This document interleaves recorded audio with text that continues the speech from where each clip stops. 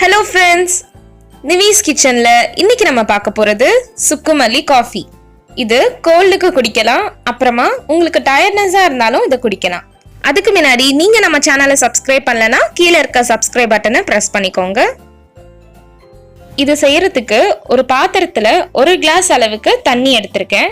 இது 250 ml இருக்கு. இதை இப்ப நல்லா கொதிக்க வச்சுக்கலாம்.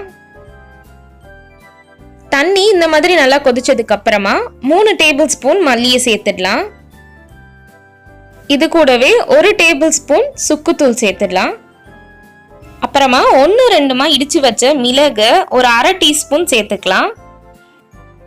கடைசியா இதுல 3 டேபிள் ஸ்பூன் கருப்பட்டி வெல்லம், அதாவது பனை வெல்லம் சொல்லுவாங்க, அது சேர்த்துக்கலாம். அது இல்லைன்னா பனங்கல்கண்டு கூட சேர்த்துக்கலாம். நம்ம ஏற்கனவே சுக்கு சேர்த்திருக்கோம், அது சூடு, அது பேலன்ஸ் பண்றதுக்கு குளிர்ச்சிக்காக பனவெல்லம் சேர்த்திருக்கோம். இதை இப்ப மீடியம் ஃப்ளேம்ல வச்சு ஒரு 7-8 நிமிஷம் பாதி அளவு ஆகுற வரைக்கும் கொதிக்க விட்டுடலாம்.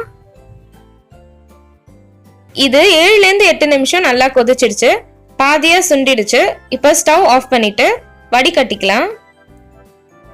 இந்த கிளாஸால 1 கிளாஸ் எடுத்திருந்தோம், இப்ப பாதியா ஆயிடுச்சு பாருங்க. இதை இப்ப சூடா சர்வ் பண்ணிடலாம்.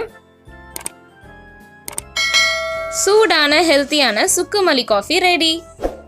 உங்களுக்கு இந்த வீடியோ பிடிச்சதுன்னா நிவிஸ் கிச்சனுக்கு லைக் பண்ணுங்க, ஷேர் பண்ணுங்க, சப்ஸ்கிரைப் பண்ணுங்க. அப்படியே பக்கத்துல இருக்க பெல் ஐகானையும் கிளிக் பண்ணிக்கோங்க. அப்பதான் நம்ம சேனல்ல போடுற அடுத்தடுத்த வீடியோஸ் உங்களுக்கு வரும். தேங்க்யூ.